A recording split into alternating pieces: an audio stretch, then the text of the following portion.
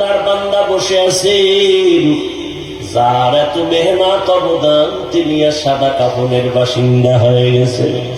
ও দয়ার মালিক, এই বরকতের সব সওয়াব তার কবরে পৌঁছাইয়া দেন।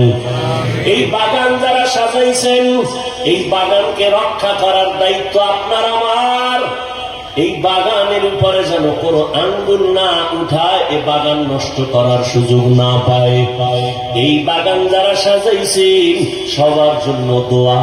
আমি প্রায় মাহফিলে সারা দেশে বাণী মুফতি আজিজুল হক রহমাতুল্লাহ আলাইহি বয়ান ঘটনা বলি, আর এই ঘটনাকে আবার কিছু জাতি ভাইরা আমাকে সমালোচনার পাত্র বানাবার একটা ক্ষেত্র নিয়ে বলে। মুফতি আজিজুল হক রহমাতুল্লাহ আলাইহি এই তাহাজ্জুদের নামাজের মুসাল্লা থেকে আফ্রিকার জঙ্গলে কেমনে গেলেন, এটা কেমনে সম্ভব? দুনিয়ার বিবেক বলে হবে না, অসম্ভব। আমার আল্লাহ বলেন আমার কুদরতের দ্বারা সম্ভব। আউলিয়ারা কানে উতবা ইখতিয়ার, জাহেলারা কারে দুনিয়া ইখতিয়ার। কেশে মুফতি আজিজুল হক রহমাতুল্লাহ আলাইহি আমরা গলা ফাটাইয়া বয়ান করতে করতে বেহুশ,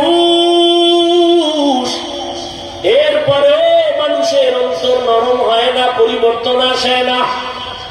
আর মুফতি আজিজুল হক রহমাতুল্লাহ আলাইহি এমন একজন ওলিয়ে কামেল, এমন একজন আহলুল্লাহ, স্টেজে বৈশা নাহমাদুহু বলে যখন টান দিতেন, ময়দানের মানুষের কলবের মধ্যে পরিবর্তন শুরু হয়ে যাইত।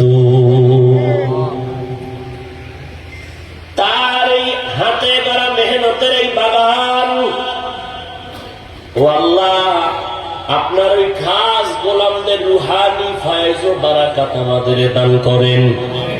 আরো আসতে বলব,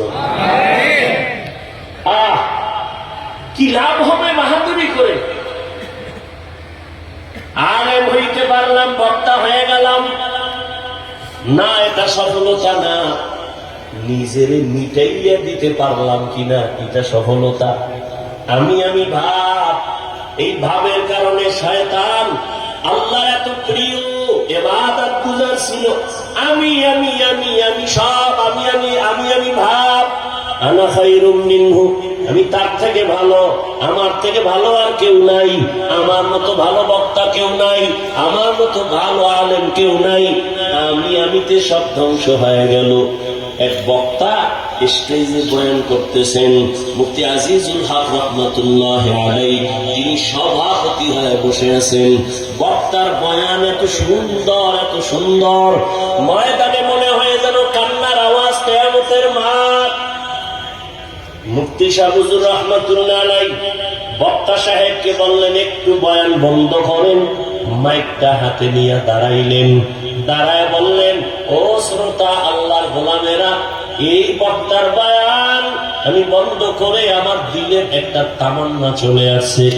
আমি রুহানিয়াতের লাইনে যত খেলাফত পাইছি, এই তাওয়াজ্জু আর এই খেলাফতেই তরিকার ফয়েজ ও বারাকাত যা পেয়েছি, আমি এই বক্তা সাহেবকে আমার পক্ষ থেকে সে এজাজত বা খেলাফত দিয়ে দিলাম। খেলাফত দিয়ে দিছেন, খেয়াল করেননি? বক্তা সাহেবকে হুজুর বললেন, এবার আপনি বয়ান চালু করছেন। বক্তা সাহেবকে খেলাফত দিয়ে দিলেন। বক্তা আবার নতুন ভাবে বয়ান আরম্ভ করলেন। আগে যেই সুন্দর বয়ান, আগের মতো সে বয়ান আর উঠে না, হয় না। বক্তা সাহেব যথেষ্ট পরিমাণ প্রচেষ্টা করে ব্যর্থ। মুফতি সাহেব হুজুর রহমাতুল্লাহ আবার মাইক নিয়ে বললেন, আমি যে বক্তা সাহেবকে খেলাফত দিয়েছিলাম তা ফিরাইয়া নিলাম। বলতে পারেন দিলেন কেন, দেওয়ার পরে ফিরাই নিলেন কেন?